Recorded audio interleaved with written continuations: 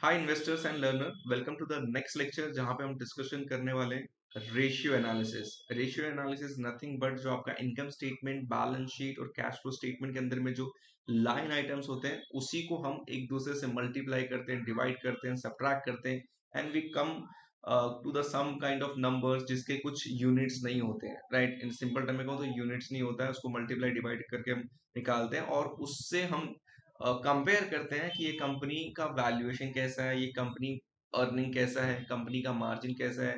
जैसे income statement के अंदर में EBITDA होता है, प्रॉफिट बिफोर टैक्स होता है, ग्रॉस प्रॉफिट होता है, नेट मार्जिन होता है, बैलेंस शीट के अंदर में आपका डेट होता है, इक्विटी होता है, रिजर्व्स होता है, राइट, ट्रेड रिसीवेबल होता है, पेबल्स होते हैं। राइट, इन सारी के सारी चीजों को अगर एक दूसरे से मिक्स करके चेक करें तो कंपनी कैसा है इन terms of efficiency, in terms of capital allocation, in terms of margin, in terms of growth, ये सारा का सारा उसका खेल है। राइट, सो ये हम डिस्कशन करने वाले हैं। सो इसके अंदर हमारा 3 पार्ट है। पहले what is the ratio analysis, वो हम डिस्कस करेंगे। Second, why use ratio analysis, ratio analysis का यूसेज क्या है and types of ratio. So what is the ratio analysis, सबसे पहले मैं आपको बेसिक एक्सप्लेन करता हूँ। फॉर एग्जांपल, एक ए कंपनी है और एक बी कंपनी है। ठीक है, ए कंपनी का मार्केट कैप फॉर एग्जांपल यहाँ पे 1000 करोड़ है। बी कंपनी का मार्केट कैप यहाँ पे आपका पकड़ लेते हैं 10,000 करोड़ या 1 लाख करोड़ है। ठीक है, ये आपका हाथी हो गया, ये आपका चींटी हो गया, सिंपल टर्म में अगर मैं कहूँ। अगर किसी को कंपेयर करना है कि इस कंपनी का वैल्यूएशन, और दोनों एक ही सेक्टर में ऑपरेट करते हैं, फॉर एग्जांपल ऑटो एंसिलरीज में करते हैं, जस्ट फॉर अंडरस्टैंडिंग, ऑटो में करते हैं और ये भी ऑटो का ही स्पेस से बिलोंग करता है, तो एक ही इंडस्ट्री से बिलोंग करता है। लेकिन इस कंपनी का जब ये मार्केट कैप जो 1 लाख करोड़ का है और इस कंपनी का जो रेवेन्यू जनरेट करता है वो ऑलमोस्ट 10,000 करोड़ का है, 10,000 करोड़ का सेल्स करता है, और ये कंपनी ऑलमोस्ट आपका 100 to 150 करोड़ का सेल्स करता है। ठीक है, अब इसको कैसे कंपेयर करें कि ये कंपनी का 10,000 करोड़ का रेवेन्यू और इसका सिर्फ 100 करोड़ का रेवेन्यू, तो कैसे कंपैरिजन करेंगे। तो इस कंपनी का अगर हम निकालते हैं, फॉर एग्जांपल आपका नेट प्रॉफिट मार्जिन, मतलब क्या कि कंपनी अगर 100 करोड़ का सेल्स करती है और फॉर एग्जांपल 20 करोड़ का प्रॉफिट निकालती है, तो कितना आएगा, 20 डिवाइड बाय 100 करेंगे तो ये आएगा 20%। सिमिलरली ये 10,000 करोड़ का रेवेन्यू करता है एंड 2,000 करोड़ का सेल्स करता है। ठीक है, तो 2,000 करोड़ डिवाइड बाय 10,000 करोड़ इस, और जो भी परसेंटेज निकालेगा तो 20%। तो यहाँ से क्या चीज मान पड़ा, 20% एंड 20% इज सेम, तो मतलब एक ही इंडस्ट्री में ऑपरेट करते हैं और दोनों कंपनी का जो नेट मार्जिन इज 20%। अदरवाइज अगर हम डायरेक्टली कंपेयर करते हैं 100 करोड़ को 10,000 करोड़ से, तो समझ में बिल्कुल नहीं आता है। दूसरे टर्मिनोलॉजी में कहूँ कि जो अगर आपने मेरा बेसिक फंडामेंटल रिसर्च कोर्स देखा रहेगा, जो एकदम बेसिक लेवल या स्टॉक एनालिसिस कोर्स देखा रहेगा, जहाँ पे मैंने एग्जांपल लिया था, जैसे ह्यूमन बॉडी रहता है तो हमको ब्लड प्रेशर चेक करना पड़ता है, बीपी चेक करना पड़ता है, कोलेस्ट्रॉल चेक करना पड़ता है, आपका जो भी अलग अलग चीजें होती है, मतलब पूरा जो बॉडी चेकअप होता है, तो उसके अंदर में हमको अलग अलग नंबर्स मिलते हैं, हीमोग्लोबिन कितना है, वाइट ब्लड सेल्स कितने हैं, राइट। और ये चीज कंपेयर किया जाता है एक नॉर्मल रिपोर्ट से, मतलब एक आपको बेंचमार्क दिया जाता है, बेंचमार्क रहता है A B C, एंड उसके अगेंस्ट में आपका जो रिपोर्ट है वो कैसे परफॉर्म कर रहा है, मतलब आपके इसमें इतना होना चाहिए एंड आपका कितना है। राइट, तो सिमिलरली यहाँ पे बहुत सारे पीयर हो सकते हैं, कंपनी के अंदर में इंडस्ट्री हो सकता है, और उससे आप कंपेयर करते हो। तो जैसे कि हमने बॉडी चेकअप किया और उससे आपको पता लगाया कि इसका हीमोग्लोबिन रेट क्या है, फिलहाल कितना है, कंटेंट है, व्हाइट ब्लड सेल्स कितने हैं, ब्लड प्रेशर कितना है, राइट। ये सारा का सारा चीज मान उसके अंदर में दिखाता है एक बेंचमार्क से रिलेट करके। अगर उससे ज्यादा होता है, कम होता है, तो हम कहते हैं कि भाई ये लेवल बहुत ज्यादा है, आपको कुछ कम करना पड़ेगा, आपको खाने का ध्यान देना पड़ेगा, फास्ट फूड्स को अवॉइड करना पड़ेगा। या ज्यादा होता है तो हम कहते हैं कि आपको ये चीज पे फोकस करना है और नहीं करना है, सेम। राइट, तो इसी तरह कंपनीज के अंदर में भी हम नोटिस करते हैं। तो आपको समझ नहीं आ रहा कि ratio analysis nothing but comparison, making a ratios which is like कि रिलेटिव, एक दूसरे से कंपेयर करके हम कुछ इंसाइट जनरेट कर सकें। ठीक है, why use ratio analysis, why use ratio analysis यहाँ पे, तो रेशियो एनालिसिस मैंने आपको बता दिया फॉर रिलेटिव वैल्यूएशन करने के लिए। मतलब एक कंपनी का नेट प्रॉफिट मार्जिन 20 तक का निकला, दूसरी कंपनी का उसी इंडस्ट्री में अगर net profit margin for example 10% है, तो हम सोचेंगे यार ये ऐसा क्या प्रॉब्लम है, ये कंपनी इसी इंडस्ट्री में 20% मार्जिन कमा रहा है, ये कंपनी 10% मार्जिन कमा रहा है, तो शायद इस कंपनी का जो प्रोडक्ट मिक्स है शायद ये बेहतर होगा, या कंपनी का जो रॉ मटेरियल कॉस्ट है वो बेहतर होगा, या कंपनी का जो कैपेसिटी यूटिलाइजेशन है वो बेहतर होगा, शायद कंपनी का जो डेप्रिसिएशन कॉस्ट है वो काफी कम होगा, शायद कंपनी डेट फ्री होगा। ये सारा का सारा चीज आपको क्या करना पड़ता है, इंटरलिंक कर कर पाओगे बेसिकली। जिसको अच्छे से इनकम स्टेटमेंट, बैलेंस शीट और कैश फ्लो स्टेटमेंट के लाइन आइटम्स का अंडरस्टैंडिंग है, ही कैन इमीडिएटली अंडरस्टैंड कि कंपनी का ऑपरेटिंग जो नेट मार्जिन क्यों कम आ रहा है या ज्यादा आ रहा है। तो यहाँ पे इसका यूसेज ही है कि हम रिलेटिव वैल्यूएशन या रिलेटिव मेजर्स कर सकें। तो मुझे मालूम पड़ जाता है यहाँ पे भाई डेप्रिसिएशन कॉस्ट निग्लेजिबल है, कैपेक्स नहीं है, कंपनी डेट फ्री कंपनी है तो इंटरेस्ट एक्सपेंस नहीं है, कंपनी का मटेरियल कॉस्ट इंपोर्ट पे काफी कम ज्यादा डिपेंडेंट है, खुद का इन हाउस मैन्युफैक्चरिंग फैसिलिटीज है, बाहर से आउटसोर्स नहीं करते, तो इस कंपनी का मार्जिन ही ज्यादा, मतलब एज कंपेयर टू दूसरे प्लेयर्स से ज्यादा लेकर के आता है। मतलब यहाँ पे एक सप्लायर जो डिमांड सप्लायर बार्गेन है, सप्लाई पावर है इनके पास, राइट। तो ये सारा सारा कि मतलब उस सेक्टर में, उस स्पेस में इनके पास सप्लाई डोमिनेंस है, इसकी वजह से ये ज्यादा मार्जिन अकाउंट कर पाते हैं। तो इस तरह से as a analyst, as a students या एज अ रिटेल इन्वेस्टर आप प्लान कर सकते हो जब कभी कंपनी का रिपोर्ट पढ़ते हो रेशियोज को। तो इसके लिए रेशियोज इंपॉर्टेंट है, ठीक है। नाउ टाइप्स ऑफ रेशियोज क्या क्या होते हैं एंड उसको हम डिटेल में डिस्कस करेंगे विद सम केस स्टडीज। तो यहाँ पे आपका है लिक्विडिटी रेशियो। लिक्विडिटी रेशियो में current ratio, quick ratio, cash conversion cycle ratios या कैश रेशियोज। फिर यहाँ पे आपका आ जाता है ग्रॉस प्रॉफिट मार्जिन हो गया, ऑपरेटिंग मार्जिन हो गया, नेट प्रॉफिट मार्जिन हो गया, return asset, return equity, return capital employed, return on incremental capital employed होता है, रिटर्न ऑन इन्वेस्टेड कैपिटल, बहुत सारा अलग अलग ROIC होता है, ROIC होता है, राइट। ये सारे के सारे रेशियोज बेसिकली आपकी कंपनी की डिटेल में जानने, उस कंपनी को आप डिटेल में उसका स्ट्रेंथ और वीकनेस को समझ सको, ये रेशियोज आपको इंडिकेट करते हैं। तो यहाँ पे बहुत सारे एक्टिविटी रेशियोज है, एफिशिएंसी रेशियो कह सकते हो, सॉल्वेंसी रेशियोज हैं, राइट। वो सब हम डिटेल में देखेंगे। तो दिस इज द फाइनेंशियल जो बेसिकली यहाँ पे और हमने डिटेल में एक्सप्लेन किया है व्हाट इज द रेशियोज में। This is the financial tool use to help to masses for data within the annual report, बहुत सारे रहते हैं। Also measurement, analysis, evaluation of firm strength, efficiency and financial perform, ये ratios आपको मालूम पड़ता है। Raise question but doesn't always answer them, कि रिटर्न इक्विटी तो इस कंपनी का बहुत हायर है, लेकिन क्या रीजन है जिसकी वजह से कंपनी का रिटर्न इक्विटी हायर है, उसका डू पॉइंट एनालिसिस करो, उसको ब्रेक डाउन करो, नेट मार्जिन की वजह से ज्यादा है, एसेट टर्नओवर की वजह से ज्यादा है, फाइनेंशियल लेवरेज की वजह से ज्यादा है, राइट। तो बहुत सारे फैक्टर हो सकते हैं, तो आपको वो डिटेल में आंसर्स, एनुअल रिपोर्ट्स को ओपन करो एंड उसके रेशियोज को एक दूसरे से कनेक्ट करके चेक करो, ठीक है। वाई यूज रेशियोज, यहाँ पे हमने एक्सप्लेन किया है कि सॉरी, यहाँ पे हमने दिया है a great way to compare two businesses with a different sizes, जो मैंने आपको बताया, operations, management, philosophies through ratio analysis. It is also great way to gauge how effectively company run its operation and how profitable the company structure, जो मैंने आपको साथ पहले बताया। For instance company ability to meet its financial obligation cash assets using solvency ratio, मतलब company का जो भी फाइनेंशियल ऑब्लिगेशन है, फॉर एग्जाम्पल इंडिविजुअल अगर किसी के ऊपर होम लोन है, राइट, तो उसके ऊपर एक ऑब्लिगेशन, आप कुछ सैलरी आपकी अगर 50,000 है, उस पे से आपका महीने का 30,000 रुपये आपका 30 से 25,000 होम लोन EMI कटता है, तो ऑब्लिगेशन है जिसकी वजह से आप कोई और चीज नहीं कर पाते activity. So either you increase your source of income, similarly like company, either you diversify the company, diversify the business and take another orders, जिससे आपका जो ऑब्लिगेशन है, जो डेट आपने लिया कंपनी को ग्रो करने के लिए, that need to be met, तो उसको सॉल्वेंसी रेशियो का यूज करके कर सकते हैं, ठीक है। तो टाइप्स ऑफ रेशियोज में मैंने आपको बता दिया, liquidity ratio, profitability ratio, efficiency ratio, debt ratios and market value ratio, से बहुत सारे अलग अलग टाइप के रेशियो जिसको हम आगे में डिकोड करने वाले। Let's start with the first ratios, जिसको हम प्रॉफिटेबिलिटी रेशियोज भी कहते हैं और एलोकेशन रेशियोज भी कहते हैं। यहाँ पे पहले हम इसको पढ़ेंगे, उसके बाद केस स्टडीज कंसिडर करेंगे। तो यहाँ पे आप देखो, profitability ratio are financial metric used by analyst investors to measure and evaluate the ability of company to generate income और profit related to revenue, profit related to revenue, और profitability related to balance sheet, operating cost, share holder equity, specific period for time. They show how will company utilize asset to produce profit and value to share holders.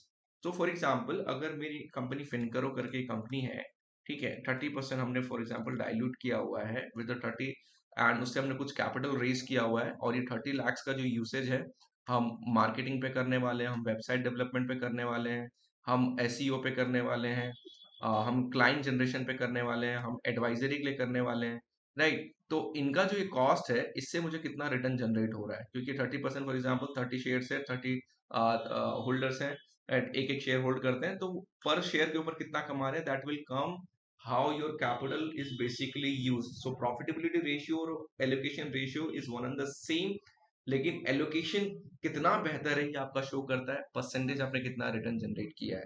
सो आप अगर invest करें marketing पे, अगर मैं 1 रुपए marketing पे खर्चा कर रहा हूँ, तो क्या मैं उससे 1.5 रुपया बिजनेस कर रहा हूँ, 2 रुपया बिजनेस कर रहा हूँ, या 90 पैसे का बिजनेस कर रहा हूँ, दैट इज हाउ 90 पैसे कर रहा हूँ, मतलब मेरा कॉस्ट ज्यादा एज कम्पेयर टू रेवेन्यू और लीड जनरेशन।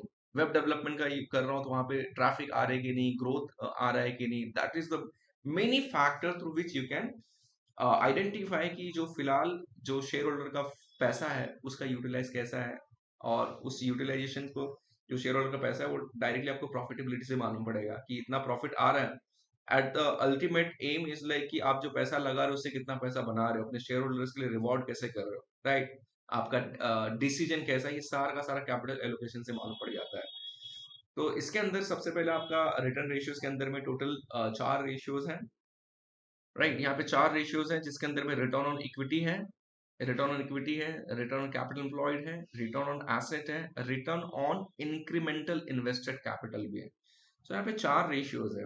यहाँ पे एक चीज लिखा क्या है, रिटर्न, इसका मतलब है कि कुछ तो रिटर्न जो मैंने पैसे लगाए होंगे इक्विटी के ऊपर, मतलब मेरा 30 लाख का इक्विटी था तो उसके ऊपर मैं कितना रिटर्न जनरेट कर रहा हूँ, मैंने कैपिटल बोरो किया और खुद का पैसा लगाया, उसके ऊपर कितना रिटर्न जनरेट कर रहे हैं।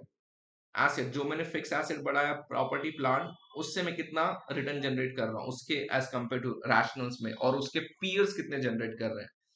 या मैंने जो रिटर्न इंक्रीमेंटल इन्वेस्टेड कैपिटल है, कि जो इन्वेस्ट किया था और जो मुझे रिटर्न मैंने जनरेट किया उसको फिर से री इन्वेस्ट किया, तो उससे कितना जनरेट कर रहा है, so that will go and dig further. तो हम काफी इसको डिटेल में चेक करेंगे। तो पहला हमारा आता है रिटर्न ऑन इक्विटी।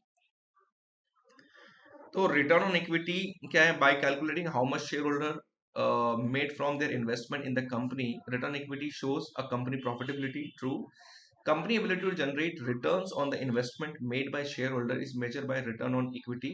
इसका फॉर्मूला है। नाउ एक चीज हमेशा याद रखना, as a analyst, as a retail investor, और एज अ एचएनआई, जो भी आप इन्वेस्टर हो या लर्न कर रहे हो, ग्रो कर रहे हो, जो भी आप करियर बनाना चाहते हो, ऑलवेज रिमेंबर ये सारे के सारे फॉर्मूले आपको नेट से मिल जाएंगे। इट इज मोर अबाउट कि इस फॉर्मूलों के फॉर्मूला का कंपोनेंट आपको थोड़ा बहुत याद रहे कि कंपोनेंट कैसे कैलकुलेट होता है, इसके लाइन आइटम्स क्या होते हैं, ठीक है? फॉर्मूला याद रखने की जरूरत नहीं है, इसका मतलब क्या है, उसको कैसे यूज करें, that is a more important. तो रिटर्न इक्विटी हम चाहे तो ऐसे भी लिख सकते हैं, जहां पे नेट प्रॉफिट है कंपनी का इस साल का जो भी प्रॉफिट है 100 करोड़ का, और average share holder equity for example यहाँ पे 1000 करोड़ का, ठीक है? तो 10% इनका रिटर्न ऑन इक्विटी हो गया, मतलब अपने शेयर होल्डर्स को 10% रिटर्न जनरेट करके दे रही है, सिंपल टर्म में अगर कहें। इसको हम और अच्छे से समझेंगे। लेकिन अगर ये 10% अगर ये बता रहा है, अगर किसी कंपनी का रिटर्न इक्विटी मुझे 15% दिखता है, so what is the factor that is contributing?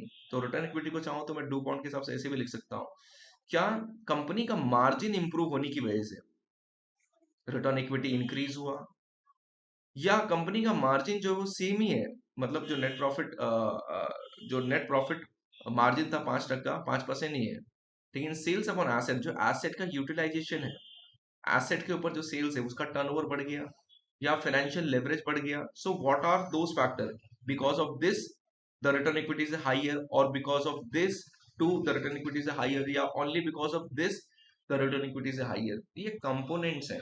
अब इसको मैं फर्दर ब्रेक डाउन करूंगा। ये हमने रिटर्न इक्विटी के बारे में समझा, एंड रिटर्न ऑन एसेट भी वैसा ही है, तो हम इसको समझ लेते हैं, उसके बाद हम लाइव एग्जांपल भी ले लेंगे।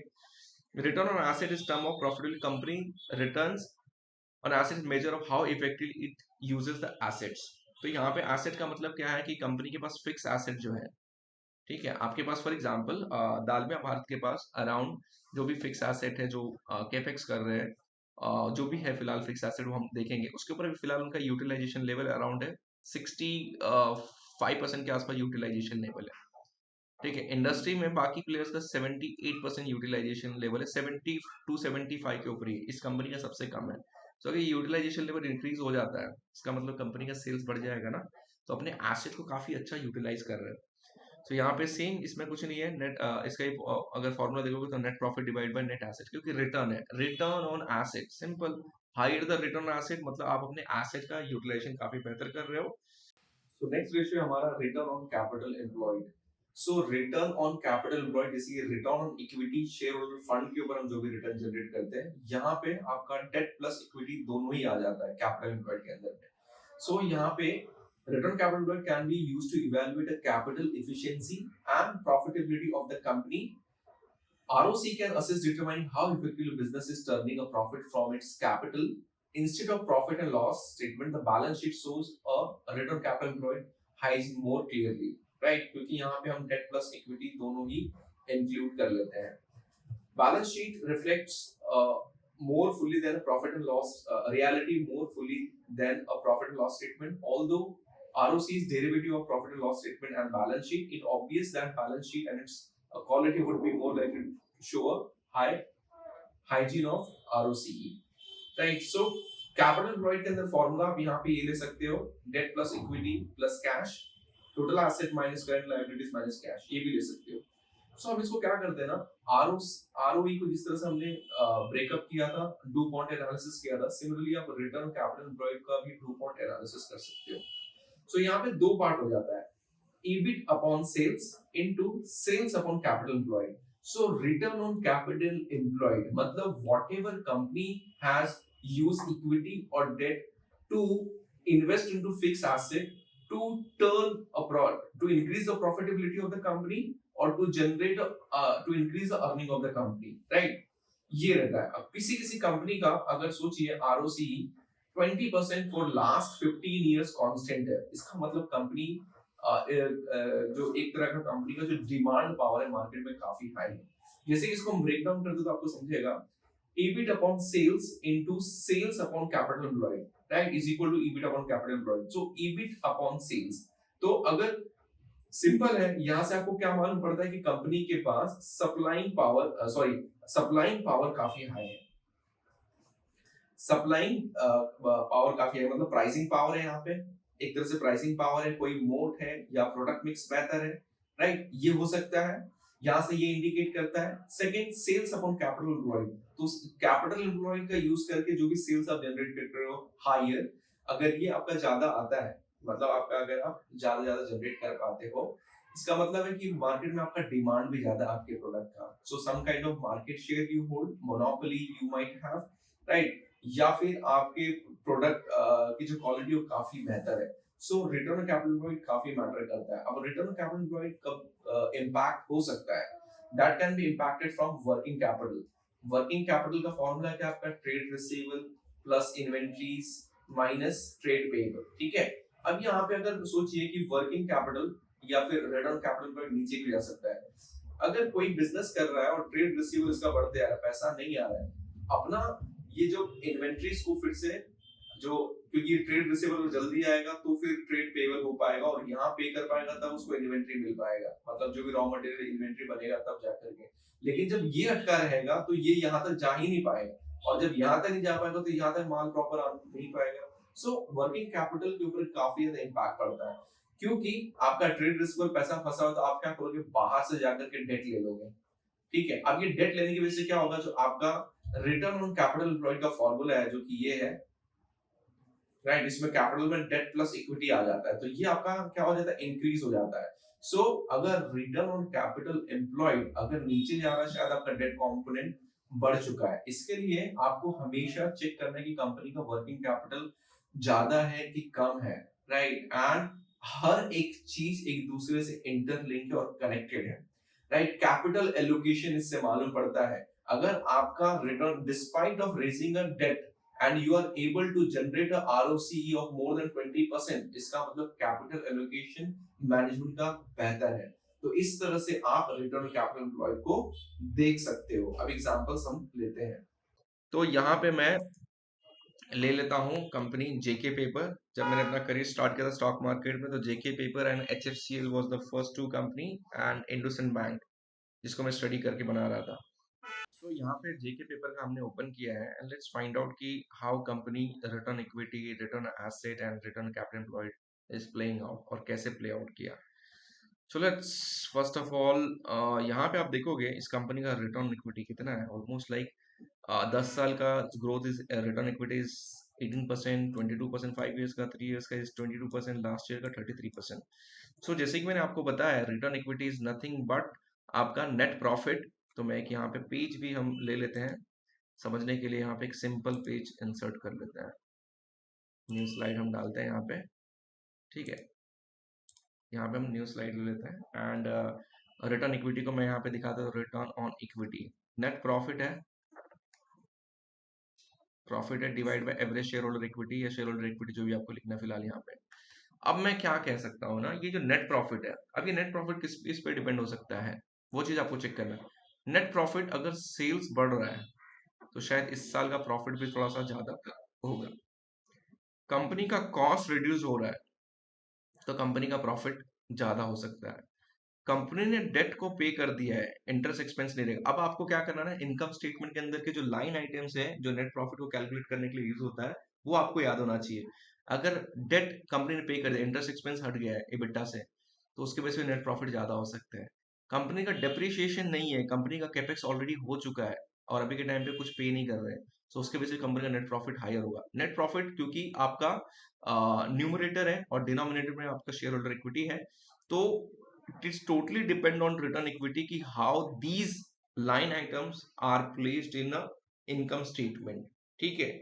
तो यहाँ पे आ जाते हैं, यहाँ पे क्या करना है जेके पेपर का, मैं यहाँ पे आपको दिखा देता हूँ कि कैसे टर्न अराउंड स्ट्रैटेजी इसके अंदर प्ले आउट हुआ है 2021 में, 2021-20 के अंदर, क्योंकि I was when studying that company that time they had already 150 crore का कुछ तो इनका एक दूसरी फैक्ट्री को एक्वायर किया था इफ आई रिमेम्बर। तो इस कंपनी का सेल्स आप देखो, इट्स ऑलमोस्ट 2016 से लेकर के 2018 या फिर वहां से, मतलब इतना ग्रोथ नहीं है, मतलब 2000 करोड़, 2400 करोड़, 2600, 2800 करोड़, एक मतलब उस लाइन में ही है।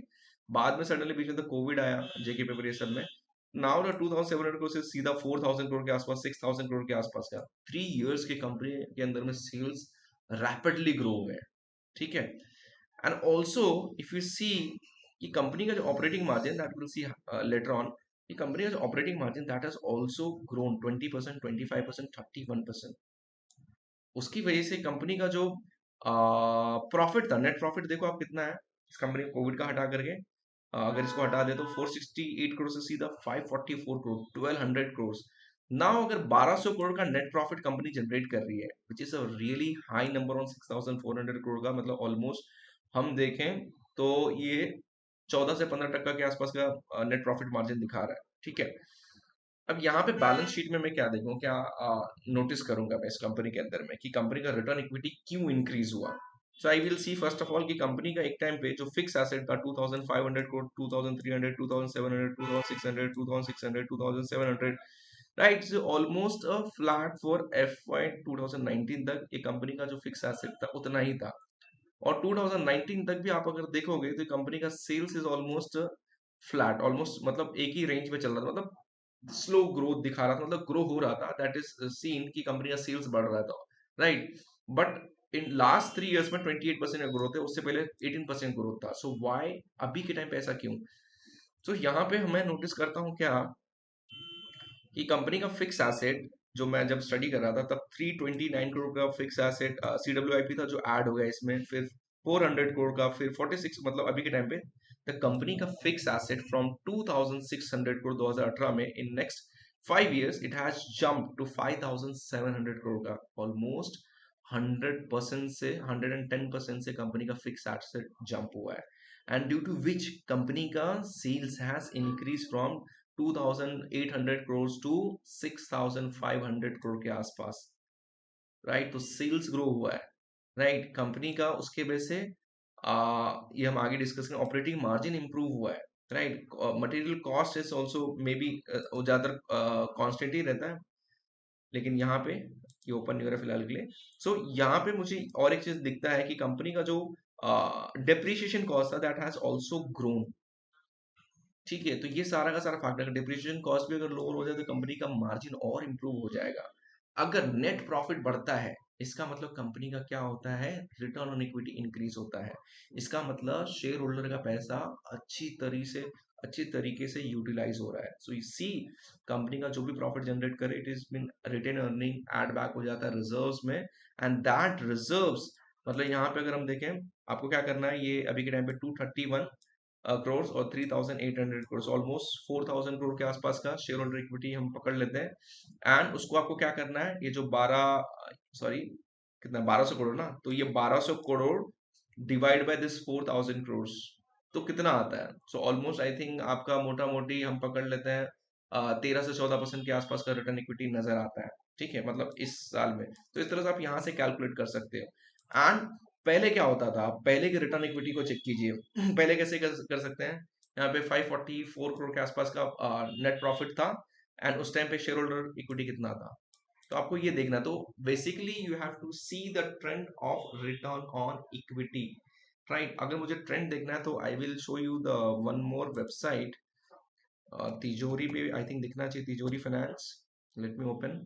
तो यहाँ पे हम तिजोरी को मैंने ओपन कर लिया है, तिजोरी मेरे पास इसका सब्सक्रिप्शन है। तो तिजोरी पे आई विल टाइप, कंपनी का नाम क्या था, जेके पेपर। तो यहाँ मैं आपको बता रहा हूँ कि how the JK paper has grown. ठीक है, तो रिटर्न इक्विटी का ट्रेंड देख लेते हैं। So will come to ratios financials पे आ जाते हैं। फाइनेंशियल्स पे will go to their return equities ratios, ये रहा। तो will see how the return equity trend, you see this last 5 years का, and similarly you can compare with another west coast paper यहाँ पे, that is a really good part। ठीक है, तो इसको फिलहाल हटाते हैं।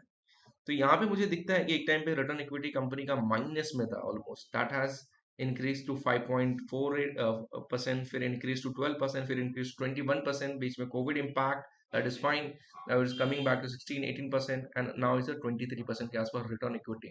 सो यहाँ से एक चीज क्लियर दिख रहा है कि कंपनी का return equity is increasing because of company का net profit is increasing, and net profit is increasing because of good capital allocation, good use of share holder fund, मतलब जो भी शेयर होल्डर फंड है उसका utilisation काफी बेहतर हो रहा है। And also one more thing will check here कि कंपनी का, let's go on the balance sheet only. So if you see the company का यहाँ पे बोरोइंग्स के अंदर में the long term debt has also grown. अभी के टाइम पे इट्स फॉलिंग, 600 करोड़ का डेट इन्होंने पे कर दिया है, राइट।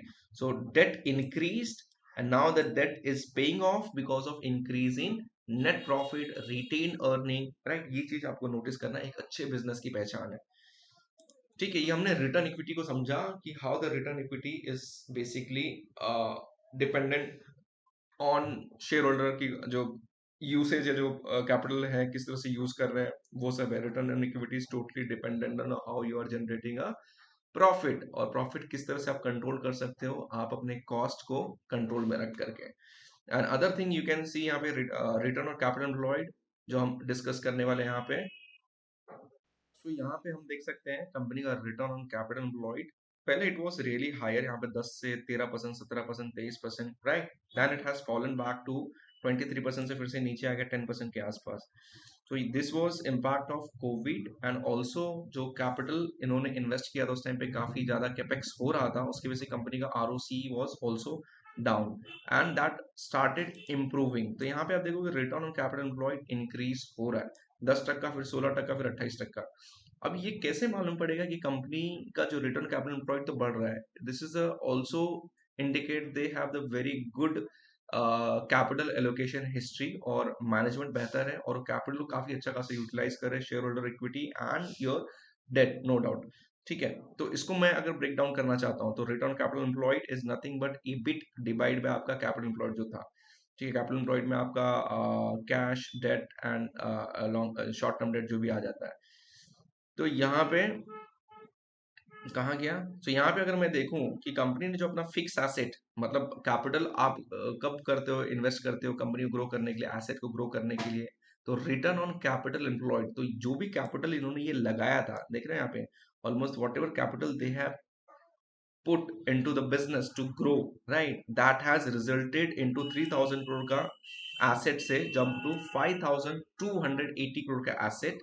उसके बाद that lead to the sales from 2700 crore to 3900 crore, now 6400 crore. The sales has rapidly grown. So it shows कि कंपनी ने जो भी केपेक्स का प्लान किया था and they are generating a really good return on capital they have employed it. तो यहाँ से हिसाब से मालूम पड़ता है कि कैपिटल जो भी इन्होंने लगाया था उससे अच्छा रिटर्न जनरेट कर रहे हैं. फॉर एग्जाम्पल के तौर पे बैड एग्जाम्पल ले लें डायनेमिक का फिलहाल के लिए, या आप और भी कंपनी का ले सकते हो. तो यहाँ पे फिलहाल मुझे डायनेमिक का याद है, तो इसके लिए मैं डायनेमिक प्रोडक्ट का कंसिडर कर रहा हूँ कि how much their return on equity. Last 3 years में if you see the return equities अभी फॉल होते जा रहा है. So how, so you can see the company का एक टाइम पे जो क्या होगा कि सेल्स यहाँ पे थोड़ा सा ग्रो आया 2000 सॉरी 206 करोड़ 252 करोड़ 296 करोड़, 3 साल में थोड़ा सा ग्रोथ दिख रहा है. But at the same time the company का operating margin is falling. Why that you need to find out expenses में ओपन करके कि मटेरियल कॉस्ट या किस में जंप हुआ है. तो यहाँ पे मैन्युफैक्चरिंग कॉस्ट थोड़ा सा एलिवेटेड नजर आ रहा है फिलहाल के लिए, जो कि 17%, 23%, 29% के आसपास पहुंच गया है. You have to find out the more reason. उसके बाद I can also go and check कि इंटरेस्ट जो एक्सपेंसेस है that has also short up. Almost जो 2 करोड़ का इंटरेस्ट पे करे थे, now they are paying 8 crore and 16 crore. जो कैपेक्स सॉरी डेप्रिसिएशन कॉस्ट जो था वो 3 करोड़ के आसपास हुआ करता, अभी 11 करोड़, ऑलमोस्ट 3 गुना हो चुका है, फिर 17 crore. So due to which company का profitability has gone down, due to which company का return on equity which is net profit divide by share holder equity, तो वो तो नीचे जाएगा. सो कहाँ पे कंपनी आपका एटलीस्ट 28 करोड़ 14 करोड़ के आसपास का प्रॉफिट करे, that has turn to negative. ठीक है, 28 करोड़ से सीधा 14 crore, now -3 crore. So this is the fact that you should notice. तो यहाँ पे रिटर्न इक्विटी लो हो गया है. Also whatever the capex they have done earlier, यहाँ पे 34 करोड़ का कंपनी का फिक्स एसेट था, उस पर 194 करोड़ का केपेक्स किया, 272 करोड़ का न्यू फिक्स एसेट हुआ. मतलब कैपिटल एम्प्लॉयड भी किया, कंपनी ने केपेक्स किया खुद के कंपनी बिजनेस ग्रो करने के लिए, बट ग्रोथ इसमें नजर नहीं आ रहा है. Hardly there is incremental growth, क्योंकि 34 करोड़ के केपेक्स फिक्स एसेट पे भी आप कम से कम 182 और 200 करोड़ के आसपास का बिजनेस कर रहे थे. अब उसको आपने 6 गुना कर दिया, 3 6 18 7 गुना कर दिए, फिर भी आपका बिजनेस वही 296 करोड़ के आसपास है. सो this is how your capital allocation has not played out. May be in coming few years या फ्यू मंथ्स या फ्यू क्वार्टर्स में शायद ये प्ले आउट कर सकता है. तो आपको ऐसी कंपनीज को ट्रैक करना है, क्योंकि बहुत ऐसा होता है कि कुछ कुछ कंपनी कैपेक्स करते जाती है but they don't generate a business in next 1 year 2 years, वो सबड्यूड होता है. But in next few years they started building a very good return. ये चीज आपको नोटिस करना है. तो इसके लिए ये सारी कंपनीज को आपको ट्रैक करना रहता है. तो इनका return on capital employed if you see, कहाँ एक टाइम पे 22%, 26% था, वो अब 21% से 18, 18 से 15, 15 से 4, 4 10 से 4 पे आ गया. So this is how their capital allocation और profitability ratio is poor in this case. यहाँ पे और भी कंपनी हम यहाँ पे ले सकते हैं, एक प्रीमो करके भी है.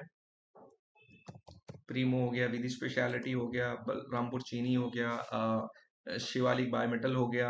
आप चेक कर सकते हो कौन सी कंपनी का है. तो यहाँ पे इफ आई सी कि कंपनी का जो नेट प्रॉफिट है has gone down, you have to find out कि what is the main reason. Despite the company का जो यहाँ पे सॉरी क्वार्टर बेसिस पे या क्वार्टरली बेसिस पे आपको चेक करना है. At the same time if you see the company का on year basis, that company has started generating a double digit number, 57 crore का प्रॉफिट, 134 करोड़ का प्रॉफिट. अब सोचिए कि कंपनी जो एक टाइम पे 8 करोड़ का प्रॉफिट और बीच में 56 करोड़ का था, now the sales has jump to 450, then 700 crore. Company का मार्जिन हैज सब्सटैंशियली इंप्रूव्ड 19% से 27%, नाउ 21% टर्मिनल पे दिखा रहा है. बट पहले ये कंपनी का नेगेटिव में हुआ करता. So what company has done, you have to find out कि नेट मार्जिन या ऑपरेटिंग मार्जिन क्यों इंप्रूव हुआ है, राइट क्या रीजन है. तो you have to find out. तो यहाँ पे आपका रिटर्न इक्विटी आपको लास्ट 3 इयर्स का ज्यादा ही नजर आएगा, लेकिन 10 साल का देखो तो कम नजर आएगा. तो रिसेंटली कंपनी में कुछ चेंजेस हुए हैं जिसकी वजह से कंपनी का प्रॉफिटेबिलिटी इंक्रीज हुआ है, राइट. तो ये चीज आपको नोटिस करना है. डिस्पाइट उनका जो इंटरेस्ट कॉस्ट था वो भी एक सिंगल डिजिट में आ गया, जो एक टाइम पे 20 करोड़ के आसपास हुआ करता था. But this has not contributed much, मतलब इम्पैक्ट नहीं किया है ज्यादा.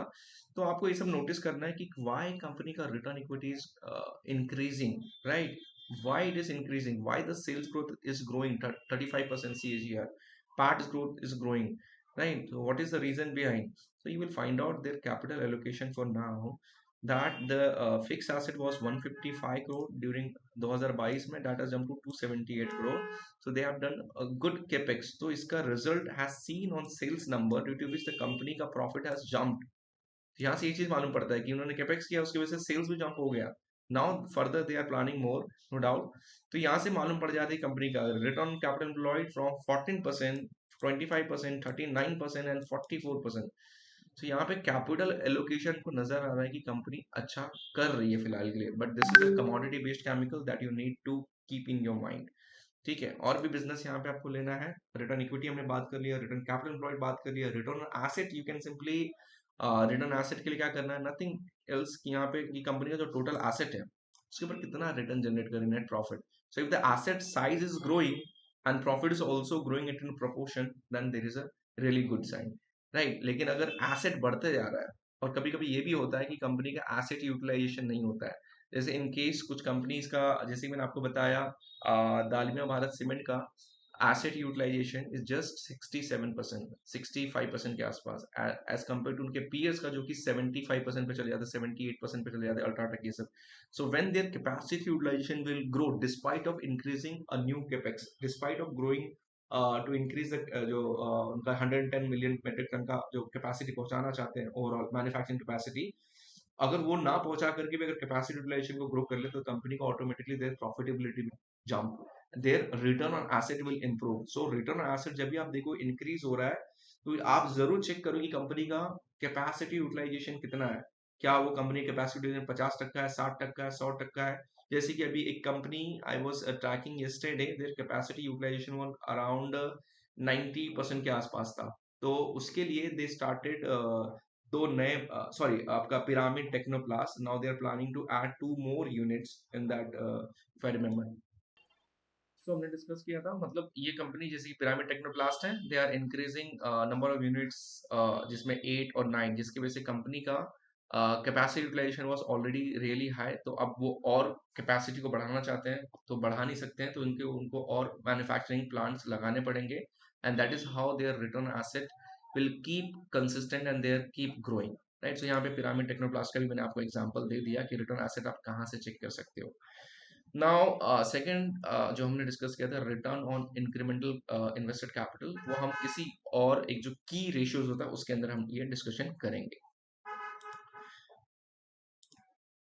नाउ द नेक्स्ट पार्ट इसके अंदर जो है, इसी के अंदर है हमारा कि मार्जिन रेशियो, राइट। हमने फिलहाल के लिए return on incremental invested capital को थोड़ा सा साइड में रखा है, that will understand with more better case studies going forward.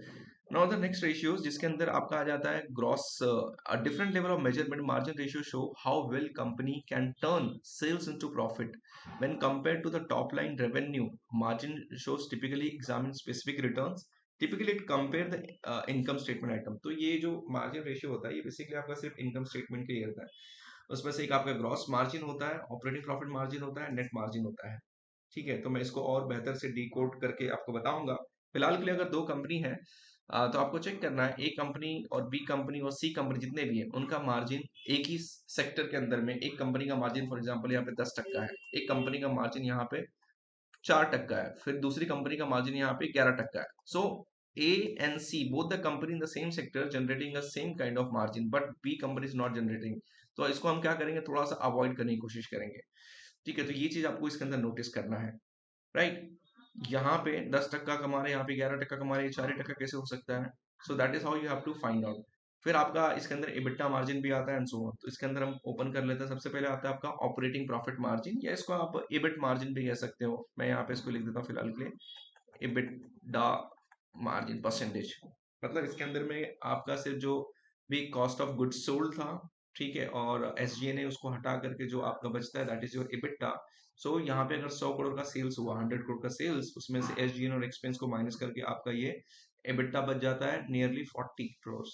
तो अगर 40 करोड़ डिवाइड बाय 100 करोड़ करूं तो नियरली 40% का operating margin, operating profit margin दिखा रहा है। ये EBIT, सॉरी ये जो है एक्चुअली EBIT वाला है, लेकिन एक आपका ग्रॉस प्रॉफिट मार्जिन था, उसको मैंने एक नेक्स्ट केस स्टडीज के लिए रखा है, तो यहाँ पे मैं एक्सप्लेन नहीं कर रहा हूँ। तो यहाँ पे कैसे कैलकुलेट होता है, नथिंग बट यहाँ से एक चीज आपको मालूम पड़ेगा क्या, कि कंपनी का EBIT, जैसे कि ये कंपनी के कंसिडर कर लेते हैं अगर इसका अवेलेबल है तो, सो दे हैव ऑपरेटिंग प्रॉफिट का तो नहीं है फिलहाल, ऑपरेटिंग ग्रॉस प्रॉफिट मार्जिन है ये। सो ऑपरेटिंग प्रॉफिट निकालना है तो आपको ये यहाँ से यहाँ तक कंसिडर करना पड़ेगा। ठीक है, तो मैं यहाँ पे फिलहाल कंसिडर कर लेते हैं ये वाला ही जो हमारा प्रीवियस था, कौन सा था, जैसे कि हम यहाँ पे ले लेते हैं जो कंपनी का मोड हमको नजर आता है फिलहाल के लिए, so GPIL, let's consider this company का gross profit. Right, so company का फिलहाल के लिए जो ग्रॉस प्रॉफिट है इज अराउंड, यहाँ पे आप देखोगे 19% ग्रॉस प्रॉफिट जो या इबिटा मार्जिन दैट हैज 19%, 29%, 35%, ये बीच में जंप हुआ था, ठीक है। Now it is cooling of because जो मीन रहता है उसके आसपास ही हमेशा चीज रहती है। कोई भी चीज आपका सडनली एक टाइम पे आपके बिजनेस का हर साल आप ग्रॉस प्रॉफिट मार्जिन 15%, 15%, 16%, 15% के आसपास हो जाता है, कभी 13.5%, 14%, 15%, इसके बीच में होता है। सडनली एक बार 20% हो जाता है। सो क्या वो सस्टेनेबल है, दैट इज अ क्वेश्चन। और वो 20% क्यों हुआ था, यू ओनली नोइंग आपका बिजनेस आपको पता होगा कि क्यों 20% हुआ है इस टाइम पे, या आपने कोई प्रोडक्ट इंक्लूड किया है, राइट। सो यहाँ पे जो ऑपरेटिंग प्रॉफिट कैसे इंक्रीज हो सकता है, दैट इज द क्वेश्चन, ठीक है। तो किस तरीके से देखना है, तो मैं यहाँ पे क्या देखूंगा, अगर मेरा operating profit is increasing, if sorry, अगर मेरा ऑपरेटिंग प्रॉफिट फॉर एग्जांपल यहाँ पे ये 10% था, फिर 12% हुआ, फिर 15% हुआ, व्हाट डज दैट इंडिकेट। तो इनके जो लाइन आइटम जिसके अंदर SG&A एंड बाकी के सारे अदर अदर चीज आते हैं, क्योंकि इबिट होता है ये, तो अगर ये इंक्रीज हो रहा है या मतलब एक्सपांड हो रहा है, या तो कंपनी ने प्रोडक्ट मिक्स, मतलब कंपनी टोटल 3 चीज बनाती थी, ABC, और उसके बाद एक और प्रोडक्ट लॉन्च किया D, जिसका जो परसेंटेज मार्जिन है, मतलब ये तीनों बिजनेस, ये जो है ए का जो है उसके ऊपर ये फॉर एग्जांपल 100 रुपए का है, तो इसको ये 110 रुपए बेचते हैं तो 10% मार्जिन कमाते हैं। बी को 100 रुपए बेचते हैं, उसको भी 10% कमाते हैं। सी को भी बेचते हैं एंड 10% कमाते हैं। लेकिन जब डी को बेचते हैं ना, 100 रुपए की चीज बनाते हैं तो ये 140 रुपए बिकता है। तो इससे मालूम पड़ता है they have bargaining power, they have dominance, they have एक तरह से मोट, राइट। तो इसका मतलब ये है कि प्रोडक्ट मिक्स बेहतर है और they have the competent in the market, due to which their margins are improving. जैसे कि अभी लॉरस लैब की बात करें, जो एक टाइम पे आपका ARV बिजनेस काफी ज्यादा कंट्रीब्यूट करता था, नाउ धीरे धीरे करके API और ARV का जो बिजनेस है धीरे धीरे नीचे की तरफ जा रहा है, मतलब नीचे नहीं जा रहा है, contribution as a total revenue it's decreasing, right, percentage term में। बाकी तो ग्रो हो रहा है, लेकिन in terms of percentage pie chart में देखें तो नीचे जा रहा है। वहीं पे आपका CDMO का जो बिजनेस है, जो एक टाइम पे इनका काफी लो हो गया था, अभी के टाइम पे 36% के आसपास पहुंच चुका है। They are planning to reach to CDMO business 50%, because उनको लगता है कि CDMO से उनको मार्जिन ज्यादा मिलेगा। सो प्रोडक्ट प्रीमियम या प्रीमियमाइजेशन आप कह सकते हो कि प्रीमियम प्रोडक्ट बेच रहे हैं, या फिर मेट्रो ब्रांड का आप बाइफर्केशन देखोगे तो कहाँ कहाँ से उनको कुछ जगह से मार्जिन ज्यादा आता है, जहाँ सेल होता है वहां से मार्जिन ज्यादा कमाते हैं। So that is how your product diversification should be. Either you are including a new product which have a higher margin, जैसे केमिकल कंपनीज में स्पेशलिटी केमिकल्स का मार्जिन हायर होता है, फ्लोरीन का हायर होता है, वही कमोडिटी केमिकल्स होगा जो कॉस्टिक सोडा ये सब मैन्युफैक्चर करता है, राइट, डिटर्जेंट पाउडर, वो सबका जो मार्जिन होगा काफी कम होगा, राइट। सो ये टोटली डिपेंड करता है कि आप क्या बेचते हो। तो operating profit will increase if the company has changed some kind of product, या ऑपरेटिंग प्रॉफिट में इंक्रीज अगर एग्जांपल के तौर पे Asian Paint and Sudarshan Chemical, ये सब जो कोल या क्रूड ऑयल ये सब की बात करें, उस पर काफी हाईली डिपेंडेंट है। तो अगर क्रूड ऑयल का प्राइस अभी $84 है आई थिंक, ये जंप होकर के पहुंच जाता है $95 पर बैरल, तो definitely it will impact the business profitability of Asian Paint, क्योंकि पेंट को बनाने के लिए ऑलमोस्ट 48.9% डेरिवेटिव जो प्रोडक्ट्स होते हैं क्रूड ऑयल के यूज होते हैं पेंट को मैन्युफैक्चर करने के लिए। तो अगर उसमें कुछ चेंजेस आते हैं तो definitely they are going to be impacted, but on an average it has to be in mean जो भी रेंज में है।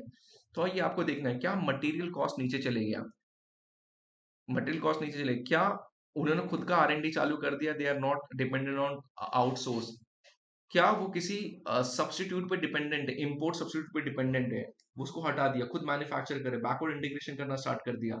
सो एनी बैकवर्ड इंटीग्रेशन कर रहे हैं, कैपेसिटी यूटिलाइजेशन को बढ़ा रहे हैं, मटेरियल कॉस्ट को कम कर रहे हैं, या फिर पहले 2 शिफ्ट चलता था अब 3 शिफ्ट चलता है एंड वही कॉस्ट पे, तो उनकी वजह से भी कंपनी का प्रॉफिटेबिलिटी और टर्नओवर बढ़ जाता है। सो ये सारे के सारे चीज आपको रिलेट करने पड़ते हैं जब आप कोई चीज को देखते हो। सिर्फ नंबर नहीं देखना है, नंबर के पीछे क्या हो सकता है वो आपको देखना है। तो मैंने आपको बता दिया कि ऑपरेटिंग प्रॉफिट कैसे बढ़ सकता है। उसके बाद इसमें net profit margin is nothing but आपका, जो मैंने बार बार आपको एक्सप्लेन किया कि कंपनी जो सेल्स कर रही है उसके ऊपर हाथ में मुनाफा कितना बच रहा है, पूरा cost was interest expense depreciation सब हटा करके, सैलरी इलेक्ट्रिसिटी कॉस्ट सब दे करके आपके पास 100 रुपये आप टर्नओवर करते हो और आप 10 रुपया बनाते हो। So really good business. So example के तौर पे आ जाते हैं अपने स्क्रीन पे and let's check this Godavari Power का ही। अगर हम आपको नेट प्रॉफिट मार्जिन कैलकुलेट करना है तो दिस 793 करोड़ और यहाँ से ऑलमोस्ट 12% का मार्जिन नजर आ रहा है। 12% का मार्जिन नजर आ रहा है मुझे। अब यहाँ पे हम एक्सपेंस को ओपन करते पहले, तो आपको क्या नजर आता है यहाँ पे। आप देखिए सबसे पहले मैन्युफैक्चरिंग कॉस्ट जो एक टाइम पे हायर हुआ करता था 15% 16% के आसपास, that has gone down to 12% और 9 11% के आसपास हो गया मैन्युफैक्चरिंग कॉस्ट। ठीक है। एंड जो एलिवेटेड था ऑलमोस्ट, अगर आप देखो मटेरियल कॉस्ट 66% 55% हुआ करता था, that has gone down to 45 and now 44%, अभी तो 59% फिर से मीन पे आ रहा है। सो यहाँ से मुझे साफ साफ मालूम पड़ता है कि मटेरियल कॉस्ट जो भी स्पॉन्ज आयरन ये मैन्युफैक्चर करते हैं खुद के रिजर्व्स माइनिंग्स भी है and they have very high realization per ton as compare to industry. So they always command very high operating margin. So यहाँ पे ये इंक्रीज हुआ लेकिन फिर से they are coming back to the mean. ठीक है।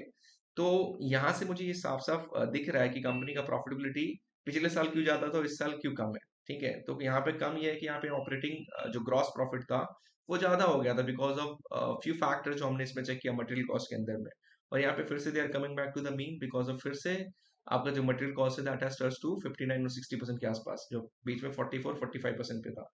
तो ये सारे के सारे चीज है जो आपको देखना है। तो नेट प्रॉफिट इसका देखो तो कितना है। तो मैं ज्यादातर वो कंपनीज को देखता हूँ जिनका नेट प्रॉफिट मार्जिन थोड़ा सा हायर हो, ऑलमोस्ट आई थिंक 10%। अगर माइक्रो कैप कंपनीज देख रहे हो, स्मॉल कैप देख रहे हो, तो 10% वाली कंपनी देखो। जैसे कि मेरी कंपनी जहाँ पे, not mine company but when I used to research such companies, so this is one such company where I love this business, no doubt. So company का मार्जिन वॉज ऑलमोस्ट 10% के आसपास consistence. वहीं पे कुछ business यहाँ पे मैं बता देता हूँ। फॉर एग्जाम्पल पेनिसिया बायोटेक करके, now there is something turn around play चल रहा है इसके अंदर में, but the margin is really not worth it, right. 30 उल्टा लॉसेस में ही है कंपनी, हमेशा लॉसेस में ही रहा है, तो not profit, net profit margin also very low. अभी Apollo Apollo APL Apollo tubes है, इसका प्रॉफिट एंड लॉस अगर आप देखो 16,000 करोड़ का बिजनेस करती है बट देयर मार्जिन जस्ट 5%। ठीक है। लेकिन नो डाउट दे जो बिजनेस में वो डील करती है that is a really good business and that's why that stock has compounded, right. लेकिन the margin if I see it's very low, right. ये चीज आपको देखना है। तो जब भी आप कंपनी के बिजनेस को देखोगे क्या है, तो इसके आपको क्या करना पड़ेगा, एपीएल अपोलो ट्यूब से दूसरे पीयर्स को कंपेयर करना पड़ेगा कि how their margin are and how this company is consistent. So यहाँ पे आपको दिखाई देगा कि रिटर्न इक्विटी काफी बेहतर, return on capital employed is also really good. ये सारे के सारे चीज फिर अलग से देखने पड़ती है। कैपिटल एलोकेशन बेहतर, इसके लिए उतना कम से कम मार्जिन कमा रही है, right. 600 crore is not a small number, right. 600 crore का प्रॉफिट है, 600 करोड़ का। तो ये सारा का सारा चीज आपको देखना है जब नेट प्रॉफिट मार्जिन और ये सब आप चेक कर रहे हो। तो नाउ हमने यहाँ पे आपको नेट प्रॉफिट मार्जिन और ऑपरेटिंग प्रॉफिट के बारे में बताया है कि कैसे ग्रो हो सकता है, कैसे ज्यादा हो सकता है। नेट प्रॉफिट मार्जिन में और एक चीज आप याद रख सकते हो, जैसे कि यहाँ पे भी एग्जांपल जेके पेपर में ले लेते हैं। जेके पेपर सॉरी बलरामपुर चीनी ले लेते हैं फिलहाल के लिए, बलरामपुर चीनी। इथेनॉल प्ले आउट हो रहा है आपको पता है फिलहाल के लिए। तो if I go on this profit and loss statement, you see net margin is also get impacted because of increase in this depreciation cost, क्योंकि कंपनी अपना फिक्स एसेट बढ़ा रही है because they are planning to जो भी ethanol blending programme है 2025 तक जो अचीव करना 20% के आसपास, उसमें they are going to play some big role. Balrampur Chini और दूसरा Dalmia Bharat Sugar, you can track for studies, right. तो यहाँ पे आपको ये चीज नोटिस करना है। So due to which that company का जो नेट प्रॉफिट है, you see that has been fallen 480 crore 465 crore, now this 284 crore, right. यहाँ पे मार्जिन भी कभी कभी इम्पैक्टेड है, लेकिन इससे पहले कंपनी ऑलमोस्ट 16% ये 3 साल से ऑलमोस्ट 14 से 15% के आसपास, अभी 11% के आसपास आ चुका है। तो ये चीज चेक करना रहता है कि क्यों 11% पे आ गया, that will give you answers, right. So आपको हमेशा नोटिस करना है कि net margin can be impacted because of increase in capex, increase in borrowings. यहाँ पे जैसे आप बोरोइंग्स देखो 1200 करोड़ था, अभी बोरोइंग्स इंक्रीज है 1800 करोड़, तो इंटरेस्ट एक्सपेंस बढ़ जाएगा। ऑल्सो द 1600 करोड़ का यहाँ पे फिक्स एसेट था, suddenly reach to 2600 crore, almost यहाँ पे 70% 65% 60% के ऊपर जंप हुआ है फिक्स एसेट। तो ये सारा का सारा है, इसकी वजह से शायद कंपनी का सेल्स भी बढ़ बढ़ सकता है, लेकिन फिलहाल it is visible that company is impacted। In terms of margin और in terms of return equity जो भी है। तो यहाँ पे हमने देखा कि नेट प्रॉफिट मार्जिन कैसे इम्पैक्ट हो सकता है बिकॉज ऑफ टू थिंग्स। यहाँ पे आपको देखना है और ज्यादा, और भी क्या है यहाँ पे ले सकते हो, डेप्रिसिएशन, सॉरी डेप्रिसिएशन देख लो, इनका इंटरेस्ट एक्सपेंस देख लो, बोरोइंग्स देख लो, इंक्रीज हो रहा है कि डिक्रीज हो रहा है, राइट। जीपीएल के केस में अगर आप देखोगे यहाँ पे GPIL, why their margin also improved, और मैं कुछ कंपनीज का मैं दिखा दूंगा आपको why it has increased because also their borrowing has fallen continuously। कहाँ 2100 crore के आसपास का लॉन्ग टर्म डेट था, that has fallen to say 1800, 1600, 800 crores, 420 crores। this is how the company is playing out, और इसको आप कह सकते हो they have a better, अभी के टाइम पे they are deleveraging their balance sheet, उसके वजह से ऑपरेटिंग लेवरेज इंक्रीज हो रहा है। you can say their financial leverage are really doing good, वरना एक कितने पे कितना इक्विटी होल्ड करते हैं, तो यहाँ से भी आप देख सकते हैं इसको ऐड करके। ठीक है, तो यहाँ से मुझे मालूम पड़ता है कि उनकी बैलेंस शीट काफी बेहतर होने की वजह से भी कंपनी का प्रॉफिटेबिलिटी में जंप देखने को मिला है। This is how you can relate कि डिप्रिसिएशन कॉस्ट, इंटरेस्ट एक्सपेंस घट जाएगा पूरा का पूरा अदर से, धीरे धीरे करके आप देखोगे कहाँ 200-250 करोड़ का इंटरेस्ट पे कर रही थी, सडनली 20 करोड़ के आसपास आ गई, मतलब इंटरेस्ट एक्सपेंस भी लोअर होने की वजह से कंपनी का प्रॉफिटेबिलिटी इंक्रीज हो रहा है क्योंकि डेट का रीपेमेंट कर रहे हैं। नाउ नेक्स्ट पार्ट इसमें हम अगर हम देखें सॉल्वेंसी रेशियोज। सॉल्वेंसी रेशियो मतलब जैसे कि आप सिंपल टर्म में अगर मैं कहूँ, पानी का ग्लास है, ठीक है, इसमें पानी है, इसमें आपने नमक डाल दिया, घुल गया, दिख नहीं रहा है। दिस इज हाउ सिमिलरली आपका एक बिजनेस है, आपके पास बहुत ज्यादा प्रॉफिट आप जनरेट करते हो, उसमें फॉर एग्जांपल आप 100 करोड़ का प्रॉफिट हर साल करते हैं, आपके पास जो डेट है वो सिर्फ 2 करोड़ का है। That is how it's dissolved, right? You can easily meet your obligation in simple term. So यहाँ पे one metric, important metric for assessing company is a solvency ratio to whether you are able to meet a obligations। Just वो समझने के लिए, आपकी महीने की तनख्वाह 50,000 है, 50,000 से है, ठीक है, उसमें आपका EMI जो होम लोन है वो आपका 20,000 जाता है, छोटा घर खरीदा अपने 20,000, सॉरी 20 करोड़ नहीं, 20,000 जाता है। बच्चे का एजुकेशन महीने का जो भी आपका घर का एक्सपेंस है उसमें 10,000 चले जाता है, एंड जो भी लग्जरी थोड़ा बहुत आप यूज करते हैं 10,000 चले जाता है, यहाँ पे आपके पास बचता है 10,000। So you are able to meet all the obligation in 50,000। कल जा करके अगर कोई और एक्स्ट्रा अगर आपको लोन लेना रहेगा, so that time it will become very difficult to pay the EMI, right, क्योंकि आपके पास सिर्फ 10,000 एक्स्ट्रा बचता है सेविंग के लिए, उसमें से आपको कट करना पड़ेगा, राइट। इसके लिए आपको चेक करना है कि कंपनी के पास डेट ऑब्लिगेशन मीट करने का कैपेसिटी है कि नहीं, और they are also only dependent on debt, like company कहाँ गया, सॉरी। सो यहाँ पे आप देखोगे financial health can be assessed by looking the solvency ratio which determine whether the its cash flow is sufficient to cover its a long term obligation, right. जो भी cash generate हो रहा है और जो है उनके पास, वो यूज करके क्या कंपनी अपना आसानी से डेट पे कर सकता है जब भी कोई आएगा। तो there are many ratio, debt equity, interest coverage, debt to capital, financial leverage, debt to EBITDA ratio, and there are various. So यहाँ पे मैं कुछ रेशियोज में आपको दिखाऊंगा एंड उसके बाद विल सी। जैसे कि डेट इक्विटी रेशियो, तो यहाँ पे नथिंग बट कि कंपनी के पास रिजर्व्स कितने, reserves and surplus equity, and short term और लॉन्ग टर्म डेट कितना, नथिंग एल्स। अगर मेरे पास सोचो कि 100 करोड़ रिजर्व्स है एंड मेरे पास सिर्फ 10 करोड़ का ही लॉन्ग टर्म डेट है, सो जस्ट डेट इक्विटी कितना हो जाएगा मेरा, ऑलमोस्ट 110। तो मतलब 0.1 हो गया मेरा डेट टू इक्विटी रेशियो। या अगर मेरे पास लॉन्ग टर्म डेट 100 करोड़ हो गया और मेरे पास सिर्फ इक्विटी सिर्फ 50 करोड़ की है खुद की, मतलब ओवर, तो मेरा डेट इक्विटी कितना होगा, 2 गुना हो जाएगा। So this is the bad case, this is the good case, right. तो यहाँ पे इससे क्या होता है ना कि debt equity measure how much leverage company is using by comparing its total liability to its share holder equity. मतलब अगर मेरा फॉर एग्जांपल किसी कंपनी का डेट अगर रिड्यूस होता जाता है, ऐसे नीचे गिर रहा है, सो उसके वजह से कंपनी का फायदा क्या होगा, मैंने बताया नेट इनकम में प्रॉफिट जंप हो सकता है, फाइनेंस कॉस्ट कम हो जाएगा, और कंपनी कल जा करके कुछ डिफिकल्ट सिचुएशन, जैसे कोविड जैसे सिचुएशन में बहुत सारे बिजनेस इंपैक्ट हो गए, बहुत सारे बिजनेस बंद हो गए बिकॉज डेट ने उनको और ज्यादा मार दिया, क्योंकि they were not able to generate any business during Covid. तो इसके लिए डेट एक श्राप भी है, तो आप जितना डेट का कम रखोगे दैट इज बेटर, तो आप डेट को जितना रिड्यूस करने की कोशिश करो, राइट। तो यहाँ पे आप डेट देखोगे कि रिड्यूस हो रहा है, तो उसकी वजह से कंपनी का क्या फायदा हो रहा है, इसको कहते हैं D leveraging of balance sheet. D leveraging of balance sheet की वजह से आपका प्रॉफिटेबिलिटी बढ़ जाता है, आपका कल जाकर के आपको फिर से डेट रेज करना है अपनी कंपनी ग्रो करने के लिए, that time you can see. तो यहाँ पे मैं एक दो एग्जांपल दिखा देता हूँ, जैसे कि एक एग्जांपल तो हमारा अभी का एक गोदावरी पावर है, जहाँ पे हमने देखा था कि how the company net interest gone down due to company का प्रॉफिटेबिलिटी जंप, वो उसका रीजन था because of they were deleveraging their balance sheet, debt continuously pay कर रहे थे because they were generating good profit. तो यहाँ पे हम एग्जांपल ले सकते हैं टाटा स्टील का, या जो भी स्टील बेस या कैपिटल इंटेंसिव बिजनेस कंपनी था, तो बैलेंस शीट आप चेक कर लो।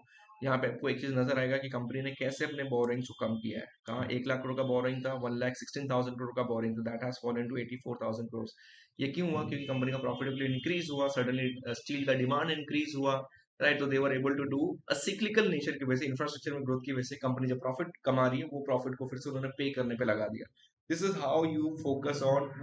यहाँ से साफ साफ नजर आता है कि कंपनी अपने बिजनेस को ग्रो करना चाहती है और साथ में जो डेट ऑब्लिगेशन है उसको भी पे करना चाहती है, ताकि वो किसी चीज पे डिपेंडेंट ना हो और कल जाकर के आसानी से कैश जनरेट कर सके खुद के लिए, रिजर्व्स को ग्रो कर सके खुद के लिए। देखो तो यहाँ पे रिजर्व्स भी ग्रो हुआ है एंड डेट भी नीचे गया है, राइट। तो this is how you can see such companies. कुछ ऐसी कंपनीज भी होती है जहाँ पे डेट कंटिन्यूसली माउंट होते जाता है एंड रिजर्व्स भी नीचे चले जाने लगते हैं। जैसे कि एयरलाइन कंपनीज में ऐसा होता है कि डेट बहुत ज्यादा होता है, जैसे कि आप एग्जांपल लेते हैं जेट जेट एयरवेज। जो भी कैपिटल इंटेंसिव बिजनेस होता है उनको थोड़ा सा मैं अवॉइड करता हूँ। यहाँ पे आप देखोगे बोरोइंग्स फिलहाल एक टाइम पे काफी हायर हुआ करते थे, अभी तो फिलहाल बोरोइंग्स को इन्होंने कम कर दिया है, लेकिन यहाँ पे रिजर्व्स के नाम पे कुछ नहीं है। तो दिस इज नॉट एग्जैक्ट, आप कह सकते हो कि deleveraging of balance sheet, but yes they have been paying the debt due to which their longer run में चांसेस की बेहतर कर पाए। डेट अगर चले जाए धीरे धीरे करके तो रिजर्व इनका प्लस होने में मेरे ख्याल से ऑलमोस्ट नेक्स्ट 5 ईयर्स तो 5-10 ईयर्स जा सकते हैं, क्योंकि 10 साल से पहले से माइनस में रिजर्व्स नेगेटिव, इतना मतलब इतना लॉसेस इनका रिजर्व्स में ऑलरेडी ऐड हो चुका है जो कि ठीक है। तो आपको कंपनीज को आइडेंटिफाई करना, सेक्टर्स को आइडेंटिफाई करना है। सो ये डेट इक्विटी रेशियो हो गया आपका। दूसरा आपका interest coverage ratio is nothing but EBIT upon interest expense, जिसमें आपका क्या होता है कि आप जो भी ईबिट ऑपरेटिंग प्रॉफिट जनरेट कर रहे हो, ऑपरेटिंग प्रॉफिट मतलब जिसके अंदर में आपका जो इबिट्टा रहता है, इबिट्टा रहता है उसमें से डेप्रिसिएशन को हटा देते हो, डेप्रिसिएशन और अमोर्टाइजेशन को, तो आपके पास ईबिट बचता है, ठीक है। जो कि इबिट्टा भी बहुत आपका आगे एसजीएनए कॉस्ट ऑफ गुड्स सोल्ड करके आ जाता है। तो ये इबिट जो बचा है तो उसमें आपका इंटरेस्ट इनकम है, तो इंटरेस्ट एक्सपेंस है। तो अगर मेरा ये ऑपरेटिंग प्रॉफिट 20 करोड़ में जनरेट करता हूँ और मेरे पास इंटरेस्ट हर साल का मैं पे करता हूँ वो है कम से कम 5 करोड़ का, तो यहाँ पे मैं क्या कह सकता हूँ कि एबिट मेरा 20 है एंड इंटरेस्ट में 5 करोड़ है, तो ऑलमोस्ट 4 टाइम्स। तो मेरे पास इतना पैसा मैं ऑपरेटिंग प्रॉफिट में जनरेट करता हूँ टैक्स देने से पहले कि मेरे पास 4 गुना में अपना इंटरेस्ट इनकम कैश मेरे अकाउंट में आता है। दिस इज इनकम स्टेटमेंट, ये याद रखना, ये आपका अक्रूवल प्रिंसिपल पे चलता है। तो कैश फ्लो स्टेटमेंट से हमको मालूम पड़ेगा एक्चुअली में सही में इतना कैश आता है कि नहीं, राइट। वी डोंट नो कि रिसीवेबल पे भी आया है क्या, लेकिन यहाँ पे समझने के लिए कि 20 करोड़ जनरेट करे। कुछ कुछ कंपनीज का ऐसा होता है कि आपका operating profit is just 20 crore and आप डेट इंटरेस्ट एक्सपेंस 10 करोड़, तो उस टाइम पे क्या हुआ, दो। So it is always better कि इंटरेस्ट कवरेज रेशियो जितना ज्यादा उतना बेहतर है। आई एक्सपेक्ट कि कम से कम किसी भी कंपनी का 7 गुना 8 गुना 10 गुना जितना ज्यादा उतना बेहतर है। तो यहाँ पे यही लिखा है interest coverage ratio means company more earning available to cover इस इंटरेस्ट एक्सपेंस। मतलब सडनली बैंक आ गया घर पे एंड उन्होंने कहा कि भाई पूरा का पूरा लोन इंटरेस्ट पे कर दो, तो how many times you are able to pay. तो ये आप कह सकते हो likely company is able to default, that makes less company will default. तो यहाँ पे अगर 4 गुना है 10 गुना, इसका मतलब कंपनी कम चांसेस है डिफॉल्ट होने। वहीं पे 2 गुना 1 गुना के नीचे है तो मतलब चांसेस ही कंपनी डिफॉल्ट कभी भी हो सकता है। कुछ भी मार्केट में कोविड जैसे सिचुएशन आया, बिजनेस नहीं चला, तो company will defaulted because they are not able to pay the obligations, right. तो ये सब आपको चीज चेक करना है।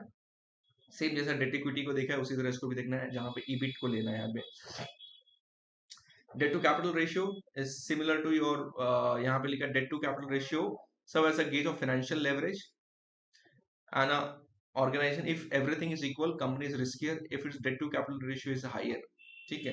अब debt to capital ratio is nothing but total debt plus equity और short term and long term debt. अगर मेरे पास शॉर्ट टर्म और लॉन्ग टर्म डेट 100 करोड़ है एंड ये मेरा 200 करोड़ है, इसका मतलब प्रॉब्लम क्या है कि आई मे हैव इक्विटी लेसर।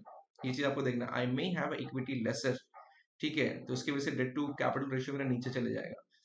तो यहाँ पे अगर ये 200 करोड़ अभी तो फिलहाल ये 0.5 पे आएगा, ठीक है, डेट टू कैपिटल, तो मतलब मेरे पास कैपिटल ज्यादा है मे बी। अब मुझे देखना पड़ेगा डेट का पार्ट तो ज्यादा नहीं, यहाँ पे ये भी लिखा है debt to capital ratio measure company financial leverage and ratio means the company greater reliance, company has a greater reliance on debt to its finance operations. ठीक है, this can be sign of financial risk as the company may be difficult paying the debt obligation and earnings decline. ठीक है, तो अगर वो earning जैसे कि क्या मतलब कि आपका प्रॉफिटेबिलिटी डाउन हो सकता है क्योंकि आपको डेट के ऊपर इंटरेस्ट ज्यादा पे करना पड़ेगा, तो ये डेट टू कैपिटल रेशियो है। सो आप हमेशा debt to capital ratio check करना है आपको, बेसिकली 4 से 5 साल एक साथ कंपेयर करना है, क्या वो जो ट्रेंड है इंक्रीज होते जा रहा है या ट्रेंड है कि डिक्रीज होते जा रहे हैं या लीनियर है। So we always try to find out such company जहां पे डेट टू कैपिटल रेशियो इस फॉर्म में हो। ठीक है, डेट टू कैपिटल रेशियो इस फॉर्म में जहां पे मेरा रिजर्व्स हो ज्यादा और मेरा लॉन्ग टर्म डेट हो, टोटल डेट हो वो कम है। ठीक है, तो उसको भी उसी तरह से देखना है। Debt to EBITDA ratio is also similar to your जो ऑपरेटिंग ग्रॉस प्रॉफिट है आपका, वैसा ही है कि आपका जो डेट कितना गुना आप करते हो। फॉर एग्जांपल मेरे बैलेंस शीट पे 100 करोड़ का डेट है और मैं EBITDA मेरी कंपनी का आता है 300 करोड़ का, right? So I am generating more operating gross profit as compared to the total debt I have. The company's capacity to repay its incurred debt is measured by debt to EBITDA ratio to demonstrate the amount of actual cash flow the business has available to pay to its debt and other liabilities. ठीक है, ये actual cash flow EBITDA के अंदर में जो भी आपने sales generate किया उसमें से सिर्फ SG&A एंड आपका जो कॉस्ट ऑफ गुड सोल्ड में लगा है वो हटा करके जो भी पैसा बचता है, तो कितना, तो मेरा अगर डेट यहाँ पे, तो यहाँ पे डेट अगर हम देखें तो कितना आ रहा है, 0.3 आ रहा है। ठीक है, डेट टू इबिटा, तो मेरा ये इबिटा ज्यादा है। कभी कभी क्या होता है ना, आपके पास 2000 करोड़ का डेट है, 2000 करोड़ का डेट है और कंपनी जनरेटेड 200 करोड़ का इबिटा, तो आपका कितना हो गया, ये almost 10 times debt to EBITDA है। इसका मतलब कंपनी कभी भी फंस सकता है, राइट? मतलब company is not generating that much of cash flow to fund is short term obligations, right, या लॉन्ग टर्म ऑब्लिगेशन। तो ये आपको आइडेंटिफाई करना है जब भी आप कंपनी के अंदर इन्वेस्ट करने का प्लान कर रहे हो। Going forward, next is our liquidity ratio. तो यहाँ से जो मैंने आपको डेट टू इबिटा रेशियोज दिखाया, ये सारा का सारा चीज आप यहाँ पे जाकर के देख पाओगे। बलरामपुर चीनी के अंदर ले लेते हैं फिलहाल, बलरामपुर चीनी, तो कैसे हमको देखना है वो भी मैं एक बार दिखा देता हूँ आपको। सी बलरामपुर चीनी का EBITDA कितना है, लेट्स फाइंड आउट। बलरामपुर चीनी का ऑपरेटिंग प्रॉफिट में हम EBITDA कंसिडर करते हैं अराउंड 522 करोड़ का है। ठीक है, 500 ऑन एन एवरेज हम निकाले 500-600 करोड़ का EBITDA जनरेट करती है कंपनी। एंड बोरिंग्स कितना है, इज ऑलमोस्ट, अब देखोगे 1200 करोड़ का बोरिंग है, अभी के टाइम पे 1800 करोड़ का है। So the company EBITDA is lower as compare to company का डेट। ज्यादा केसेस में ऐसा होगा कि आपको डेट ज्यादा दिखाई देगा, लेकिन जहाँ पे डेट ना हो और EBITDA बढ़ते जाए, that is a good case of a company. तो आपको अपनी कंपनी को जब एनालिसिस करो तो ये सारा का सारा पैरामीटर आप चेक करो, तब आप जब उस कंपनी में वैल्यूएशन करोगे उसको और डिटेल में आगे जा करके, और जो भी एनालाइज करोगे DCF से, रिलेटिव वैल्यूएशन से, वहां से आपको थोड़ा सा क्लियर मिलेगा कि स्टॉक में निवेश करना है कि नहीं। तो ये आपको लर्निंग के थ्रू ही आएगा, एक्सपीरियंस के थ्रू ही आएगा। नेक्स्ट आता है आपका liquidity ratio. Liquidity ratio is nothing but similar to आपका डेट टू इक्विटी रेशियो जैसा ही होता है, लेकिन this is like your short term obligation को मीट करने के लिए, मतलब 1 ईयर के अंडर की मैं बात कर रहा हूँ। तो financial analyst use the liquidity ratios to assess the company financial soundness. Ratios यहाँ पे लिखा है क्या, ratios company capacity to pay back both short and long term debt, क्योंकि जो लॉन्ग टर्म डेट है मेरा 5 साल का, तो उसका भी तो डेट मुझे ये साल के अंदर भी कुछ ना कुछ इंटरेस्ट एक्सपेंस तो पे करना पड़ेगा ना। Common liquidity ratio used to assess the company risk and decide whether to extend a credit to the business और नॉट। मतलब करंट जो भी सिचुएशन, इसमें करंट रेशियो आ गया, कैश रेशियो आ गया, क्विक रेशियो आ गया, कैश कन्वर्जन साइकिल, तो इन तीनों में से ही I would give more important to cash conversion cycle. इसके ऊपर ये सारा का सारा खेल है। इसको आप कैश कन्वर्जन साइकिल को you can consider as a working capital भी कह सकते हो। वर्किंग कैपिटल डेज हो सकता है, वर्किंग कैपिटल रिक्वायरमेंट हो सकता है, right, day to day operation किस तरह से आप मैनेज करते हो। सो करंट रेशियो के अंदर में मतलब आपके पास करंट एसेट जो है, जो भी आपने करंट एसेट इस साल में लगाए हैं और करंट लाइबिलिटी उसके लिए जो लिया है वो हायर है कि लोअर है। ठीक है, तो करंट एसेट में आपका शॉर्ट टर्म वो भी हो सकता है जो कि आप विद इन ईयर उसको लिक्विडेट कर सकते हो। तो यहाँ पे लिया है कि demonstrate the company capacity to settle short-term debt within a year. It is a type of liquidity ratio explain to investor how business uses its current asset to pay a short-term debt and other obligation. मतलब जो भी आपके पास जो asset है उसके ऊपर जो भी आप business generate कर रहे हो, उस business का use करके आप अपना liabilities जो current है वो किस तरह से pay कर पा रहे हो, राइट right? क्या आपके पास 2 गुना कैपेसिटी, 3 गुना कैपेसिटी, ये चेक करना है। Small micro cap company, mid cap company के अंदर में आपको current liabilities, current asset to current liabilities में भी 1 से लेकर के 2 के बीच में या 2.5 के आसपास दिखाई देगा ज्यादातर, या तो लोअर रहता है। ठीक है, बहुत कम कंपनी में आपको देखने मिलेगा कि बहुत हाई है। ठीक है, the current ratio aids investor in better understanding companies capacity to pay its current liability with its current asset. Current ratio में ये हो गया। Quick ratio is nothing but आपका better version of current ratio. इसके अंदर में मतलब इसके अंदर में ये होता है कि how well business can use it short term cash asset to cover its liability. It does not include the asset that are difficult to convert to cash. मतलब आपके पास जो करंट एसेट आपने खरीदा है लेकिन उसको बेचने में शायद टाइम लग सकता है, लेकिन क्विक रेशियो ये होता है कि उसको टाइम ना लगे, जैसे कि एफडी आरडी तुरंत हमने थोड़ा और तुरंत निकाल लिया। That is how, that is your current asset, short term investments, जिसको आप फट से लिक्विडेट कर सकते हैं आने वाले 4 दिन 5 दिन 1 हफ्ते के अंदर में, लेकिन दिस के अंदर में टाइम लग सकता है। Right, to meet our your short term obligation, current liability जो भी आपकी रिक्वायरमेंट है, मतलब डे टू डे ऑपरेशन को मीट करने के लिए आप करंट एसेट को बेच करके क्या मीट कर सकते हो। अगर आपका पैसा रिसीव में फंस जाता है, क्रेडिट पे कर देते हो और आपको पैसा कम है, तो आपको यूज कर सकते हो कि नहीं। तो मैं आपको शॉर्टकट में ही एक तरह से एक्सप्लेन कर रहा हूँ। And this is actually current ratio जैसा ही है, लेकिन ये कैश है कि actual cash, cash and cash equivalent and its current liability known as the cash ratio. The cash ratio liquidity indicator that demonstrate company capacity to meet immediate liabilities entirely from cash and cash equivalent. मतलब जो short term, जो भी fixed आपने bank current account के अंदर रखा हुआ है, वो आपका एक कैश एंड कैश इक्विवेलेंट हो गया। वो तुरंत आपने निकाला, तुरंत अपना ऑब्लिगेशन मीट कर लिया, तो वो भी क्या है, तो ये चीज भी देखना है। किसी किसी कंपनी में कभी ज्यादा दिखाई दे तो इसका मतलब है कि कंपनी अपने कैश का यूटिलाइज प्रॉपर नहीं कर रही है। मतलब अगर सत्यम केस की तरह मतलब करंट अकाउंट के अंदर में बढ़ते जा रहा है, ठीक है, मतलब they are not yielding anything, so that was a suspicious. तो try to identify why company has a huge cash and cash equivalent in current account. ठीक है, ये भी हो सकता है, या शायद ऑलरेडी कंपनी डेट फ्री है, बिजनेस अच्छा कर रही है, इसके लिए वो बढ़ते जा रहा है and they don't know where to invest. Right, that comes to the question की इन्वेस्टमेंट में दे डोंट नो। राइट, ये चीज आपको चेक करना है। उसके बाद जो कैश रेशियोज के अंदर में का आपका कैश कन्वर्जन साइकिल था, वो मैं अलग रेशियोज के लिए रखा हूँ, जहाँ पे मैं उसको और डिटेल में आपको एक्सप्लेन करूंगा। तो इसके लिए क्या करना है ना कि कैश रेशियोज सिंपली आप करंट एसेट करंट लाइबिलिटीज को चेक कर लो क्या है नहीं है। जो भी कंपनी का शॉर्ट टर्म, यहाँ पे आपका शॉर्ट टर्म बोरोइंग्स है, ये देख लो 1400 करोड़ का बोरोइंग्स है। एंड करंट एसेट के अंदर में आप आकर के अदर एसेट में चेक कर सकते हो कि क्या है इनका, जो भी short term cash and cash equivalent कितना है, 12 करोड़ है। ठीक है, अदर एसेट्स कितने हैं। ठीक है, तो ये क्या मीट कर सकता है। सबसे बेहतर है कि आप यहाँ पे आकर के देखो तिजोरी पे, और या फिर आप स्टॉक एज भी यूज कर सकते हो। यहाँ पे आप देखो क्विक रेशियो क्या है, तो यहाँ पे that gives you know much better clear picture. Current ratio आप देखो यहाँ पे क्या ट्रेंड क्या चल रहा है, दिस इज अ ट्रेंड। यहाँ पे मैं अगर ओपन करूंगा so will come to know current ratio. So एक टाइम पे करंट रेशियो आप देखोगे 1.26 था, नाउ इट इज इंक्रीजिंग। ठीक है, 10 साल का हमने लगा दिया एक साल। तो this is how the current asset current liability, ये लेना सॉरी, ये है। ठीक है, तो यहाँ पे आप देखो करंट रेशियो क्या था, 1.26, फिर 1.24, फिर 1.5। तो इसका मतलब कंपनी के पास अच्छा खासा है, एटलीस्ट मिनिमम 1.5 से तो ज्यादा होना चाहिए। That is a good sign.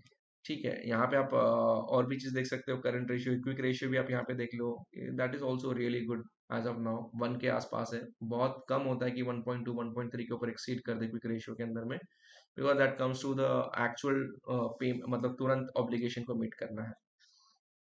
यहाँ पे आपके प्रॉफिटेबिलिटी रेशियो है या एलोकेशन रेशियो आप कंसिडर कर सकते हैं। यहाँ पे आप देख सकते हो किस तरह से ट्रेंड चेंज हो रहा है। तो दिस तिजोरी gives you know trend easily, क्योंकि रीड करना इट्स लाइक एक एक को देखना नंबर, और ग्राफ रहता तो दिखा देता ऊपर जा रहा है कि नीचे जा रहा है। ठीक है, सो यहाँ हमने रेशियोज के बारे में बात किया, और उसको आप कैलकुलेट भी कर सकते हो।